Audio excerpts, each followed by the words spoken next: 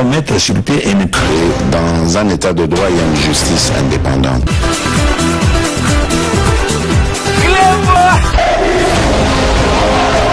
Ce n'est pas pour rien qu'il faut des conseils.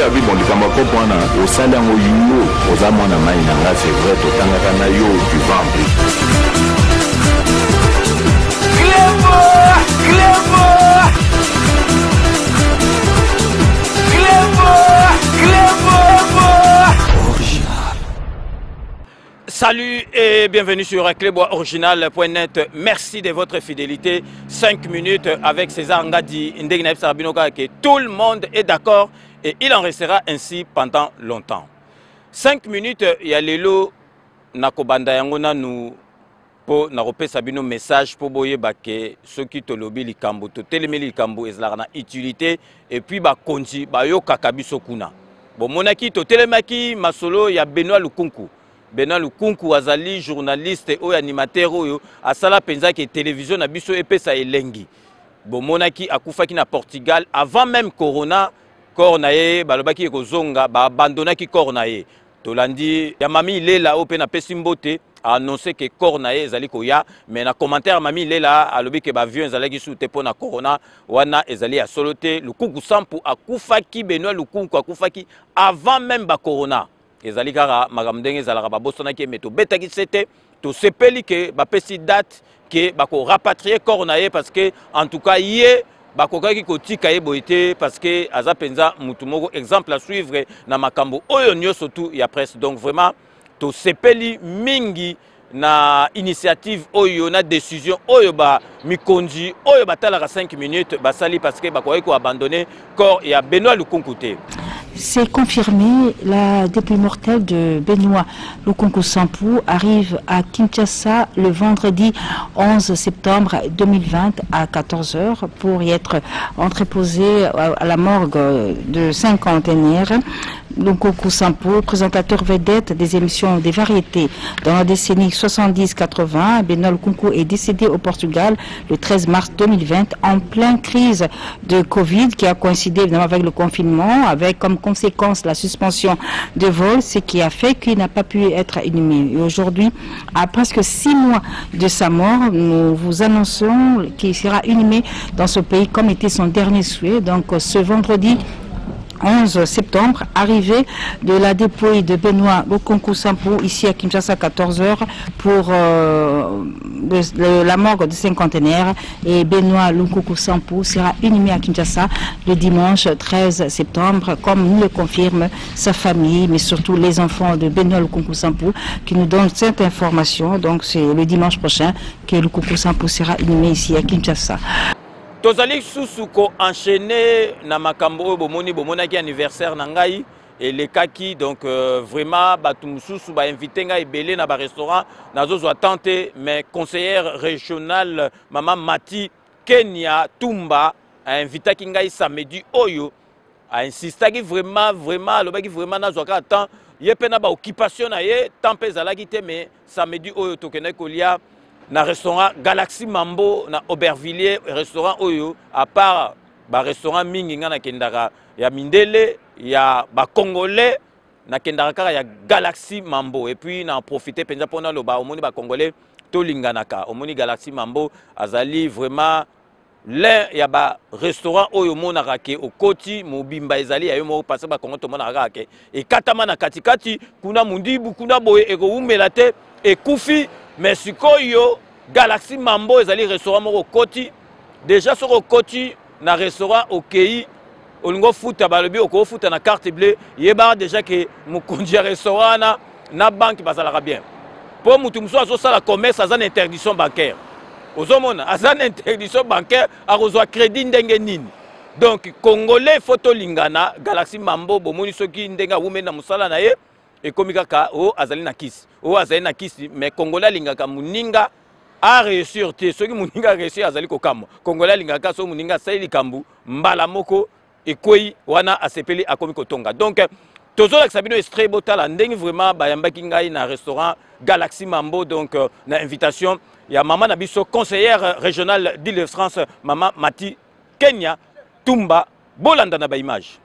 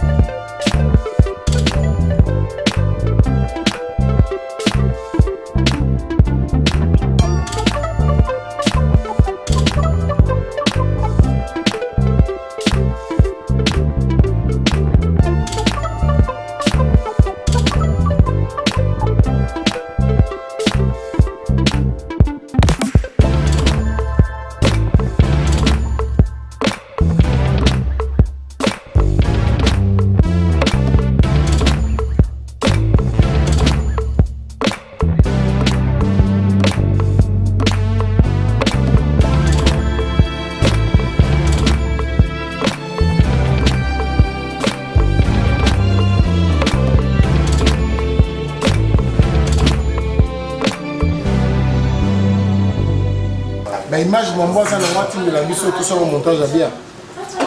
Né yaki pela ki yona. Joyeux anniversaire à toi. Oh, il y a César Ngadi, joyeux anniversaire. Il a mon grand prêtre César Ngadi. Il y a Boubouzu à Doudoulé. Toujours na biso. Mama Tiri, régional na biso. Na Vandia Waboy, à côté à Cléboa, na Doudoulé, na Tonton Adi Londolé, na côté na Yalolo Swami P, à côté na Papa Riso Kongwekimi, Toza Shemambo.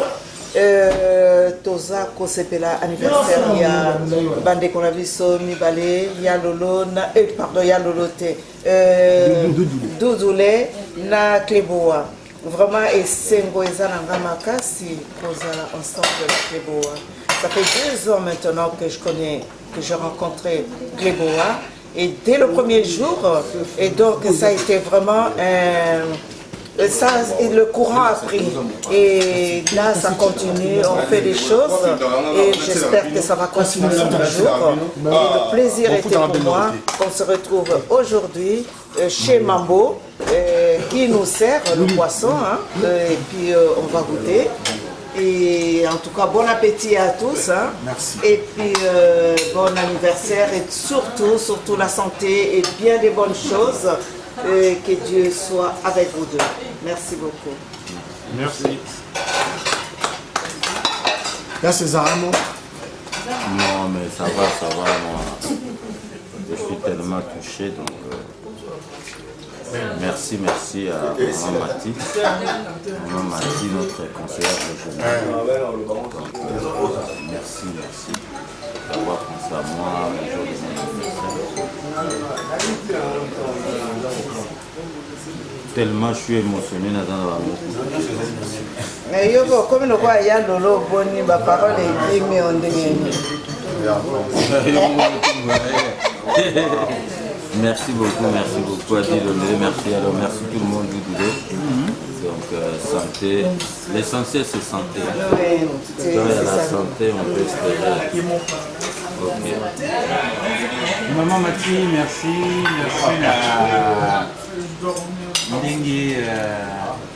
Ndingo Loguana et puis DCZOP, merci à Lolo, Willy Ndingi Pasana, Willy Kolia, on a la technique de Simba Passia, Zolia, Adi Pazolia.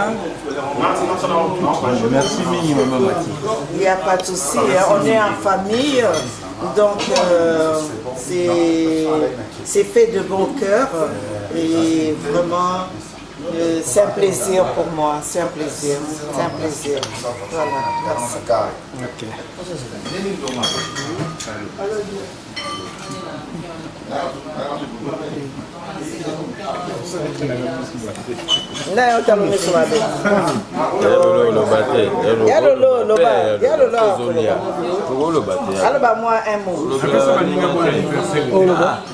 Obino boito landa bomoni ndenge bayambaki ngai na kati ya restaurant Galaxy Mambo, donc vraiment ezalaki esengo mingi na kati wana pe, donc Rico Jenny Chamuna wana bazaba apeti na kati ya Montiki bazalaki wana pe bandimaka Galaxy Mambo, donc vraiment et puis azali molandi munene il y a 5 minutes avec César Ngadi parce que makambo mboka vraiment soko occupé politique est occupé yo parce que président azali président il y a bonne manière. Donc présent, donc moi na limité biso bana mbinza toza ba manière moko, donc vraiment ezali esengo mingi. Donc si jeune abiso ya lelo to bandi parce que peuple congolais to yeba eloko nini tolingi ngai na betaka toujours c'était na yango peuple congolais to witi musika, peuple congolais to witi musika nazoka batu mususu bako makoloba o César Ngadi, donc yo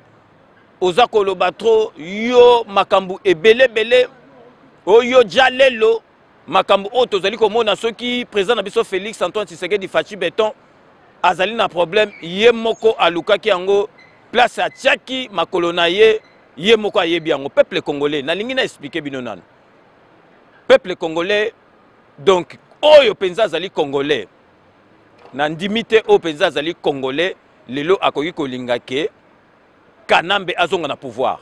Kanambe a sali 18 ans à bomi biso, a sali makambe belé. Donc bino bolingaki Kanambe atikala ko boma biso, atikala ko yibaka bambongo ya ba minéraux na biso, bino bolongo sepela na yango. Ce qui le Félix Antoine Tshisekedi atimba. Ce qui le donc pouvoir ba bomaka nango batu. Félix Antoine Tshisekedi fachi béton balobi na ye masolo yango kota na masolo. Akorobo yate parce que but na biso ezalaki pouvoir elongwa na étranger et ya na mwana mboka. Pouvoir elongwa na étranger et ya na mwana mboka. Ba expliquer que fachi donc yo kota na masolo après masolo bona. Na ndengi ya la musique andimi tanga koti na kati bu a changer face. Siko bino ba misusu tozali ko comprendre te bino bozali ko loba soki ndenge. Donc bino bozali ko préférer ndengi Kanambe azalaki na lelo ndengi Félix azo mema mboka azali mwana mboka bino bozali ko mona ngo mabe oyo azali ko mona ngo mabe ayebake azali congolais te. Donc émission lelo tokobanda yango pona ko loba likambu oyo boyebi ke na yebsaka bino biso tozali sima ya fachi béton présent na biso parce que présent na biso azali mwana mboka. Azali tout d'abord mwana mboka pouvoir elongwe na étranger ye na mwana mboka. Yango na bomoni ke biso to tchaka ye maboko. Néanmoins soki likambu ezali ya bien te tokoloba mais l'émission na biso bo s'attendre te ke okoti après sili mutu ekomi pasi ozali ko comprendre te biso ezali ndenge wana te tozali na sima ya président de la République. Néanmoins soki likambu ezali tolobaka neti tozali ko banda na dossier ya Vital Kamerhe. Président de la République toyebi ke otalaka 5 minutes na bakonzi ebele batalaka 5 minutes. Dossier ya Vital Kamerhe omoni ndenge zo pesa polémique parce que masolo yango ezali komona na clarté. Biso toza na kati toyebi ndenge makambo ezali. Mais mutu oyo avandi na prison ba katelier balobi azo kende ko se faire soigner libanda parce que tomona ba Jekoko Mulumba, tomona ba Dio Mindongali, ba Dio Mindongala, tomona ba Frank Diongo ba bimate na prison bazalika na kati ya prison. Mais Kamera oumeli atate ata 3 mois te azali ko réclamer que aza malade. Ba ke batali azali na pile na motema te, azali na Covid te. Mais siko eloko tozali ko mituna.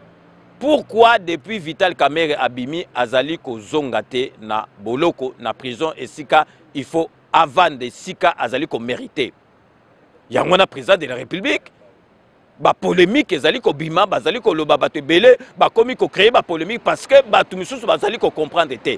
Et loko biso tozali ko sala sikoyo yebaka à chaque émission to komi na campagne ya ko senga ke Vital Kamerhe fa zonga na prison parce que ba kapende ba umela kuna ba bimate ba zo ba maladie te.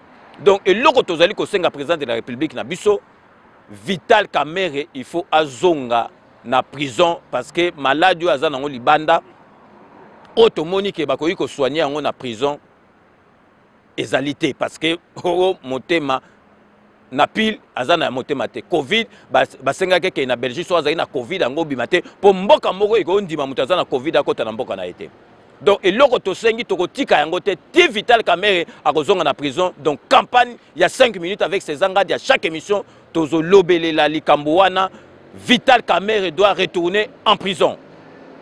Yango wana tozali ko beta sete tokotika yango te. Donc avant to konye na sujet na biso mususu tozali ko marquer une courte pause pour Toeb Sabino que rendez-vous des patriotes il y a samedi le 12 septembre 2020 invité na biso azali donc parmi les combattants oyo ya mayele au président Tobenga des combattants intellectuels donc vraiment combattant yango kombo na ye Lucien Ngando, donc na vie active na ndenge bokolanda na publicité azali ingénieur informaticien donc yemtu akozala na biso samedi oyo na kati ya émission na biso rendez-vous des patriotes na tikibino bolanda bino moko bande annonce relative ya émission na biso ya samedi oyo avec Lucien Ngando. Il est la fierté du combat en France. Dans sa vie active, il est ingénieur informaticien. C'est Lucien Ngando. C'est de lui qu'il s'agit. Il sera mon invité dans Rendez-vous des Patriotes de ce samedi 12 septembre 2020 à partir de 14 h. Bonjour chers compatriotes. Nous vous invitons à vous brancher tous sur votre chaîne Cléboa. C'est samedi 12 septembre. Je suis bien l'invité de M. Cléboa César Ngadi, où nous parlerons de la République démocratique du Congo en général de la situation politique actuelle avec le nouveau chef de l'État, M. Félix Antoine Tshisekedi. Cette émission est à téléphone ouvert. N'hésitez donc pas à poser vos questions en direct à Lucien Ngando. Soyez tous là. Nous parlerons de notre pays, afin d'éclairer les lanternes. Lucien Ngando Azali, invité na rendez-vous des patriotes, il y a samedi Oyo, 12 septembre 2020 à partir à 14h.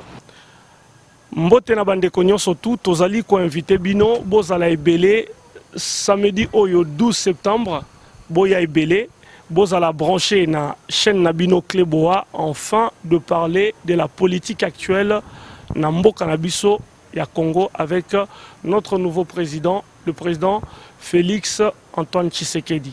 Lucien Ngando Azali fierté ya combat en France, donc bo hésiter te bo poser ba question na bino nyoso tout bo zali nango ako répondre na ba question wana nyoso tout.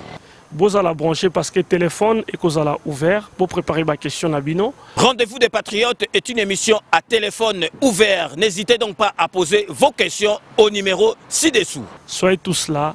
À bientôt. Ingeta. Dès qu'Anaïf Sarabino, tout le monde est d'accord et il en restera ainsi pendant longtemps. Boébake Kanambe, Toko Biki ça a été Arozwa Masolo Nambuchu Penadikos. Donc rendez-vous pris pour le 12 ce samedi, le 12 septembre à partir à 14h. Donc Toroyamba Rilus. Toroyamba Lucien Ngando, donc Oyazali vraiment combattant Oya Mayele Arozalawana Poto sur la Makambamboka. Donc bo hésitez te bo benga na ba numéro Oyo ezali ko défilé nasé. Si je n'abisso phare, il y a émission Oyo ezali tozali ko démontrer bino na batu Oyo babandaki ko loba mais malobango et Kiti ezali net ezalaki liboso te o babando lobake o donc Félix Antoine Tshisekedi, président étiquette, Makambouane ezali koloba mate. Tolingi sikoto prouvé bino, boyoka ki na compte rendu Oyo, il y a conseil des ministres à vendredi.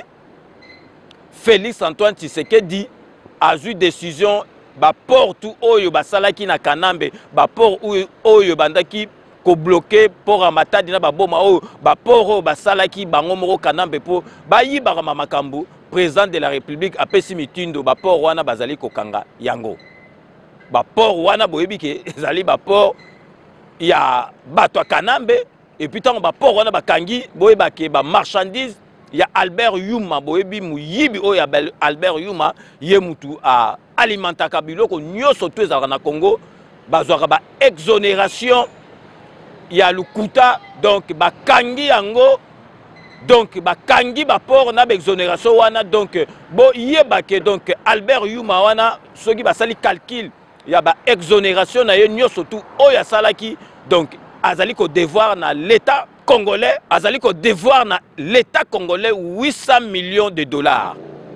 Donc po bo monake ba fa kwa musu neti ba caméra bazali ko circuler. Donc Albert Yuma soki ba tali ba exonération o ba bandoko zwa ya lokuta na Kanambe, donc azo devoir l'État 800 millions de dollars.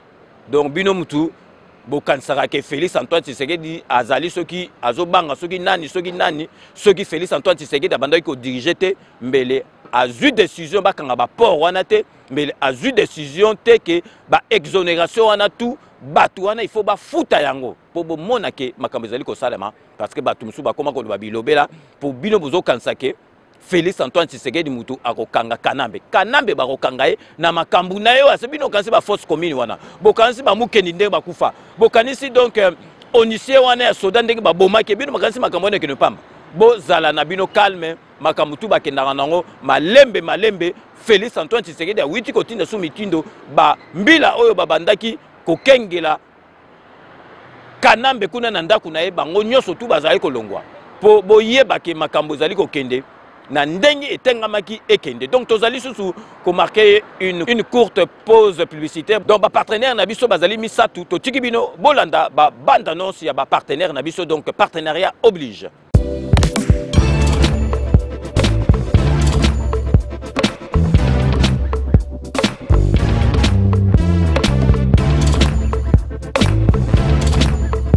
Conteneur yango tozo sala adi londolé Feli, ah, Mosengo, Feli, tout ça la conteneur, ma voiture, tout na Kisasa, ma carton, ils ont qui Kinshasa.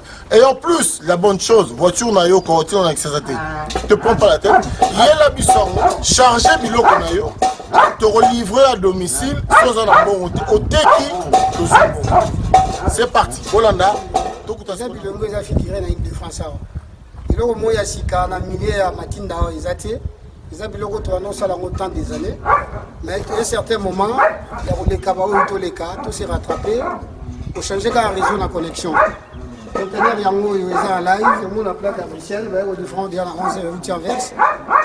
Facilité les amis, tu as remarqué qu'il y a un réseau, il y a Matinda, bah au moins il y a des difficultés. Massa au pays car bien, à Bundia chargé, Massa na car chargé à 207 na yeke narati. Vous en avez car dans une voiture, chaque bilokos n'a pas été narratif. Au yé, tu sali ba papier, tu sali 30%. Voiture est comme na Congo, on a frété un conteneur. Dans la hauteur, on a teki. Dans le fret, on a un pourcentage. Il y a le reste. Bon, bon, il y a mis. Bon, il y a mis sur les signes. Deuxième bord. Tindiga, donc la caméra a bougé parce qu'il y a des couleurs.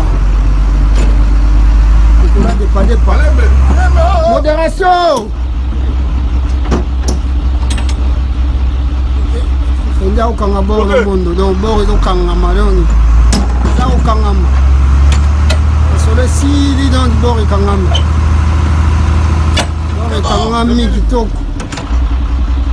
Bon, deuxième bord, là au Kangama. Tindiga, il y a un mouvement. Tindiga. Tindiga, deuxième bord et Kangami à suivre. Sepela TV et yena makambu ya sikali susu. O ba chaîne ya France eza na kati. Ba chaîne ya Congo eza na kati. Ba chaîne ya Londres eza na kati. O ngomona makambu ya politique ya sika. O parti AA eza na kati. O parti BB. O CFAIO eza na kati. Ya Sepela TV. Bouquet comme ça, bouquet boy. Au Tchina poche voyager dans le partout lingi. Na bouquet c'est pas la TV. C'est pas la TV. Mais ma biso n'engo ma biso on a 4K. Machine ma daka. C'est pas la TV. Bienvenue dans le monde de Sepela TV. Sepela TV est le décodeur qui vous permet de suivre les chaînes du Congo en direct de la diaspora.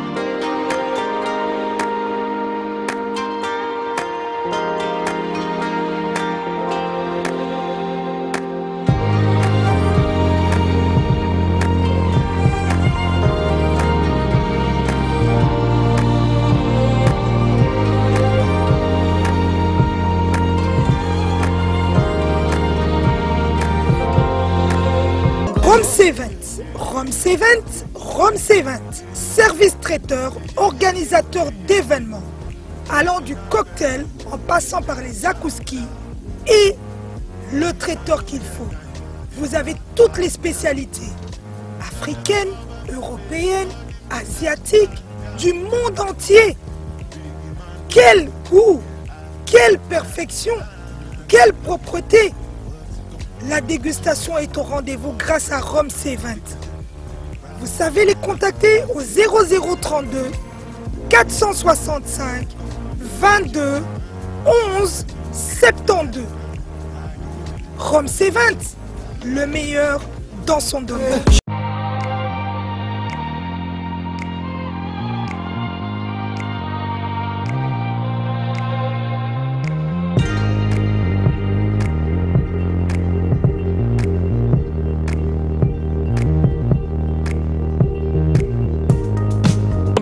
tolanda donc ba partenaire na biso wana bazali banamboka donc fret maritime bobengi bango donc Sepela TV bobengi bango donc le grand traiteur donc na kati ya Belgique bobengi bango parce que zali biloko ya banamboka na ekoyebisa bino boyebi ke président de la République na réunion ya conseil des ministres apesi mitindo donc exonération nyonso tout à Lukuta donc société wana comme nango égal ya Albert Yuma oya bandaki ko alimenter babiloko nyoso tout oya kolia na Kisasa donc ba exonération wana tout basali ba calcul azo devoir 800 millions de dollars akofuta yango po boyeba ke Félix Antoine azali ko sakanate tanka masolo wana e bimi mbala moko Kanambe abengisi Yuma wana ke ikuna et puis abengisi pe nanga po nanga bokansaka ke alongwe azaka na kati ya makambo yango bomona ke donc adjoint na ye ti lelo bato FCC baza kosala bango nyonso tout ke ba tiaye place wana parce que continuité ezala mais ekosala mate à notre étonnement bomoni quand même que ba makambo wana nyonso tout Martin Fayulu azali d'accord na bato wana azali kosoana bango po bomona ke Martin Fayulu azali ko tourner pour na FCC donc tango bango ba yoka makambo wana po bomona ke photo zo makambo nyonso tout vraiment au sérieux to tiama boko na président na biso parce que azana tâche moko facilité.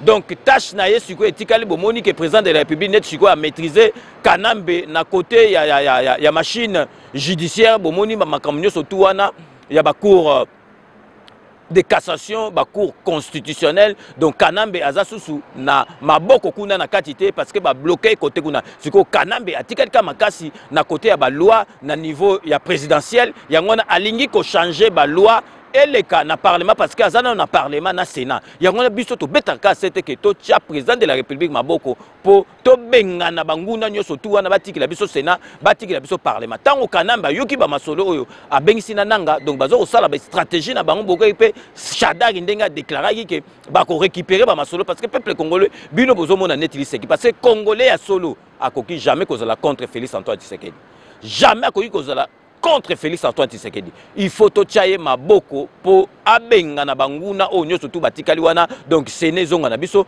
parlement zonga na biso bato bazol ba Félix Antoine Tshisekedi eza parti soka sa parti moko ezalité. Donc il fallait makambo za ndengwana mutu na biso akota na kati ya masolo après to bimis esprit ya la musique. Donc yangona vraiment émission le loto beta qui c'était vraiment boyeba que tâche ezali facilité pour na président na biso bomoni quand même que exonération na bazo so exonération moko boy na ba port na bango ba créer bango moko bazo dédouaner biloko so ba futa ba sel ba calculer ba biloko nyoso wana et puis 800 millions de dollars oyo société égale. Il y a Albert Yuma et ko fout à peuple congolais donc ezali sous l'isséguité Félix Antoine Tshisekedi azo beta ba clé boa o ezali ko sarante donc to comme presque à la fin il y a émission na biso ndenge to sarabinoka ke je vous laisse le soin d'en tirer vos conclusions et de me faire parvenir vos commentaires comme d'ailleurs vous en avez l'habitude de faire. Surtout comme Kanasuka émission nabiso boyebika donc base de Gorotika base te base vraiment ya ngonde makambu base ya ngonde penza totika te boyebika président de la République a comme président de la République parce que ayokele ki base à partir de Genève à beta chita sima aye penza na base donc tokotika jamais base donc tokobanda vraiment ko pesa mbote na kati ya London City boyebika London City to sanga donc sans ko pesa mbote na José Kano ki kakamene José Kano ki kakamene maître Wera Mukuna maître Raja Moule donc vraiment bango bazali penza batu na biso tokobota na te bazala kuna na kati ya London donc tokene États-Unis d'Amérique pour na pesa Richard Mbuluku na mwasi na ye ma Caroline bango fenza bazali bato ba vandela ka 5 minutes et puis ba partagera 5 minutes toke siko na Tunis kuna na kati ya Tunisie pour na kopesa mbote na petite sœur propre Linda Pemba we azali administratrice ya groupe César Ngadi les amis de César Ngadi donc petite sœur propre Linda Pemba na Tunis donc musala ozali ko sala vraiment ezali musala moko makasi donc na robo santé na kati ya groupe donc Chikito Mushashino donc yazali na kati ya milieu musique mais azali donc patriote munene azanga ka ba makambo ya IDPS alandaka biso parti donc Chikito Mushashino donc ba mbote ebele Esikayo Ozali donc vraiment na keisiko na kata captain pour na repesa petit nanga José Bantesa petit nanga José Bantesa donc na ko bossa na ote Esikayo Ozali kuna ba mbote ebele na kata Paris na repesa mbote na Rico Jenny Chamuna donc ye penza donc petit frère propre à kata Montikil donc ya zali mo landi munene il y a 5 minutes avec César Ngadi. J'ai une petite dédicace à faire là à tous mes Congolais là, tous les sapologues, force à vous. Et Ronali là, surtout toi, on compte sur toi la sécu. Allez tous voir la chaîne Cléboa. Ok, allez, c'est fait, merci. Donc, c'est la fin de ce 5 minutes avec César Ngadi. Merci de l'avoir suivi derrière la caméra. Donc, le grand professionnel, caméraman, réalisateur Willy Kunda. À la réalisation, il y a le Lochouami assisté de Doudou Swami Doudoulé. Donc, c'est la fin de ce 5 minutes. Merci de l'avoir suivi. Nous allons nous retrouver avec grand plaisir dans 24 heures pour un nouveau numéro. D'ici là, portez-vous bien et à très bientôt. N'oubliez pas, tout le monde est d'accord. Et il en restera ainsi pendant longtemps. Kanambe na ba méchant comme nao, Kanambe tokobo ça a été arrosoir. Masolo, Nambuchu, Pena Dukosi, Abou Pia. À très bientôt. Prochainement sur As Media Congo et Cléboa Original, nous recevons le frère Serge Kibunda avec qui nous allons parler de la part du Seigneur. Alors, chers amis, chers internautes, ne ratez pas ces rendez-vous. Bientôt sur Cléboa Original et As Media Congo TV pour la gloire de notre Seigneur Jésus-Christ. Et Gozala Matata, ngai na frère Serge Kibunda, toko beta masolo pona lokumu na Nzambe. Ozana motuna, ozana likambo oyo, ezalanga na kati na motuna yo, ezalanga ya noté, toko beta masolo awa. Boyebi bino moko Serge Kibunda achaka mai na monogote. Je suis l'invité au son de la trompette pour parler de la part de notre Seigneur Jésus-Christ avec Jerry Mukuna. Ne ratez pas ces moments. Yango toko solana e. Yango akutana ngai ndeko na bino Jerry Mukuna na émission na bino au son de la trompette. Au son de la trompette avec le frère Serge Kibunda. Ne ratez pas ces rendez-vous, chers frères et sœurs. Chers amis, ça se passera ici sur As Media Congo et Cléboa Original avec le frère Serge Kibunda. Tokoloba nyoso polele au son de la trompette, c'est Cléboa Original et 0 degré. Prochainement, vous ne le raterez pas. Là, je suis sûr. Parce que cette émission, elle est conçue pour vous. À très bientôt, que le Seigneur vous garde. Merci beaucoup. Chers internautes, ça se passera ici sur As Media Congo et Cléboa Original. Serge Kibunda sera là. Nous allons parler avec lui et on ne va rien cacher. Tout le monde est d'accord et il en restera ainsi pendant très longtemps. À bientôt.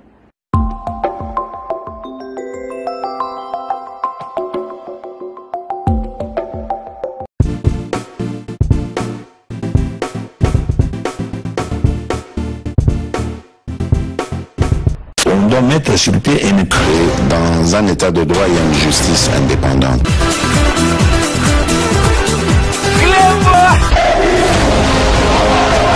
Ce n'est pas pour rien qu'il faut des conseils. Oui, bon, les camarades, au salaire, au salaire, au salaire, au salaire, au salaire, au salaire, au salaire, au salaire, au salaire, au salaire, au salaire, au salaire,